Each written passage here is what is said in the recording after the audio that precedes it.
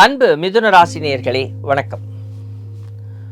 ராசி அதிபதி என்று சொல்லக்கூடியவர் சிம்ம ராசி மண்டலத்தில் வீற்றிருக்கிறார். கேது பகவானுடன் இணைந்து இருக்கிறார். அதே நேரத்தில் 4ஆம் இடம் என்று சொல்லக்கூடிய சுகஸ்தானத்தில் சுக்கிர பகவான் வீற்றிருக்கிறார். 2ஆம் இடத்திற்குரிய அதிபதி சந்திர பகவான் 11ஆம் இடத்திலும் குரு பகவான் 2ஆம் இடத்திலும் வீற்றிருப்பது ஒரு சிறப்பு. ஆனால் 10ஆம் இடம் என்று சொல்லக்கூடிய கர்மஸ்தானத்தில் சனீஸ்வர பகவான் வீற்றிருப்பதும் அங்கே அவருடைய பார்வை 4ஆம் இடத்தில் விழுவதும், இந்த 4ஆம் இடம் என்று சொல்லக்கூடிய இந்த சுகஸ்தானம், அந்த சுகஸ்தானத்தில் சுக்கிரன், சனி, செவ்வாய் இந்த 3 கிரகத்தினுடைய பார்வை இருக்கிறது. அது ஒரு வாரத்தில் சுக்கிர பகவான் துலா ராசி மண்டலத்திற்குள் மூல திரிகோண வீட்டிற்குள் அவர் நுழையப் போகிறார். அதையும் நாம் கவனத்தில் வச்சுக்கணும். அப்போ இந்த ஒரு வார காலம், முதல் ஒரு வார காலம் எவ்வாறு இருக்கும், அதற்கு பிறகு சூரிய பகவானுடைய நகர்வு என்று ஒன்று இருக்கிறது. ஏன்னா இது மாத ராசி பலன் என்று சொல்லும் பொழுது சூரிய பகவான் இது ஒரு 16 தேதியில் அவர் புரட்டாசி மாதத்தில் கன்னியா ராசி மண்டலத்திற்குள் மாறிவிடுவார்.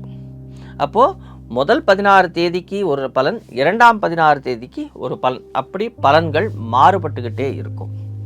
அப்போ முதல் விஷயம், நாம் என்ன செய்யணும் அப்படிங்கிறத முதல்ல கவனமாக இருக்கணும். யார் மூலமாக லாபம்? சகோதர சகோதரிகள், இவர்களிடத்தில் நம்முடைய பழக்கங்கள், நாம் எவ்வாறு பழக வேண்டும், அவர்கள் நமக்கு நன்மை செய்கிறார்களா இல்லையாங்கிறத கவனமாக கையாள வேண்டும். மூத்த சகோதர சகோதரிகள் வழியே உங்களுக்கு சின்ன சின்ன ட்ராப் கிடைக்கும். அந்த ட்ராப்பில் மாட்டிக்காமல் நீங்கள் தப்பிச்சுக்கிட்டு வரணும். இளைய சகோதர சகோதரிகள் அவங்களே கன்ஃபியூஷனாக இருப்பாங்க. அதனால் நீங்கள் அவங்கள ஈஸியாக ட்ராப் பண்ண முடியும். அதையும் நீங்கள் பண்ணாமல் இருக்கணும். ஏன்னா இங்கே மாட்டிக்கிறதும் அதை நீங்கள் அடுத்தவங்களை மாட்ட விடுறதும் உங்களுக்கு கர்மாவை சேர்க்குங்கிற கவனத்தை நீங்கள் வச்சுக்கணும். லாபஸ்தானத்தில் 2ஆம் இடத்து அதிபதி வீற்றிருக்கிறார். அப்போது பணம், குடும்பம் மூலமாக லாபம், குடும்பத்தில் உள்ள உறுப்பினர்கள் மூலமாக உங்களுக்கு ஒரு லாபங்கள் கிடைக்கப் போகிறது. அப்படி கிடைக்கக்கூடிய லாபங்கள் உங்களுக்கு நன்மையை கொடுக்கும். ஆனால் 2ஆம் இடத்தில் யார் இருக்கிறார்? 7ஆம் இடத்து அதிபதியான குரு பகவான் பாதகாதிபதி இருக்கிறார். அதுக்குன்னு நீங்கள் கவலைப்பட வேண்டிய அவசியமே இல்லை. அந்த 2ஆம் இடம் நீங்கள் வரக்கூடிய தனத்தை உங்களுடைய குடும்பத்தில் உள்ளவர்களிடத்திலே கொடுத்து அதை சேமித்து வைத்தால் உங்களுக்கு நன்மை கிடைக்கும். 3ஆம் இடம் வீரியஸ்தானம். அப்போ வீரியஸ்தானத்தை இப்போ சூரிய பகவான் காமிச்சிக்கிட்டு இருக்கார். உங்களுடைய வீரியம், உங்களுக்கு எவ்வளோ தூரம் தைரியம் இருக்குது, நீங்கள் எந்த விதத்தில் தைரியத்தை உண்டாக்கிக்கணும், எந்த விதத்தில் தைரியமாக நீங்கள் செயல்பட வேண்டும் அப்படிங்கிறது சூரிய பகவான் காட்டி கொடுக்குறார். சூரிய பகவான் காட்டி கொடுக்கும் பொழுது அதை நாம் உன்னிப்பாக பார்த்து நாம் எந்த இடத்துல வீக்காக இருக்கிறோமோ அந்த இடத்துல நாம் கொஞ்சம் தெளிவடைய வேண்டும்.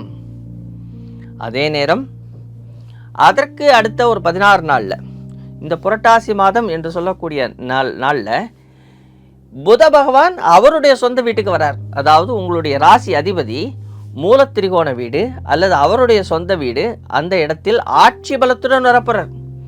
இங்கே தான் அவருடைய சக்தி வரப்போகிறது.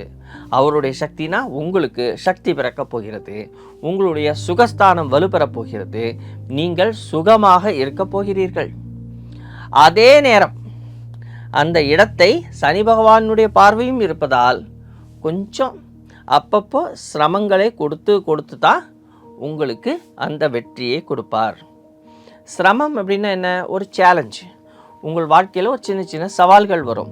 அந்த சவால்களை நீங்கள் எதிர்கொண்டால் உங்களுக்கு வெற்றி கிடைக்கும். அந்த சவால்கள் என்ன அப்படிங்கிறத நீங்கள் கவனமாக கையாள வேண்டும். 10ஆம் இடத்தை சூரிய பகவான் பார்க்க போகிறார்.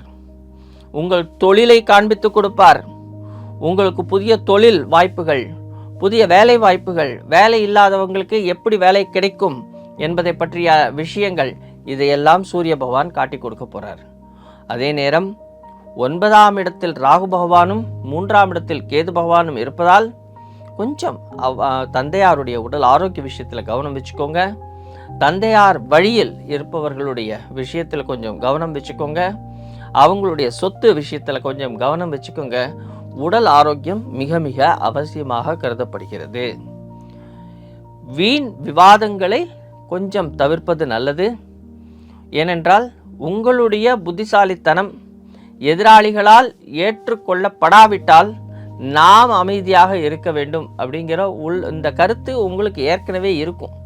அதனால் நீங்கள் கொஞ்சம் சாமர்த்தியமாக நடந்து கொண்டால் இந்த மாதத்தில் நீங்கள் 85% 90% வெற்றி வாய்ப்புகளை பெற முடியும். நன்றி.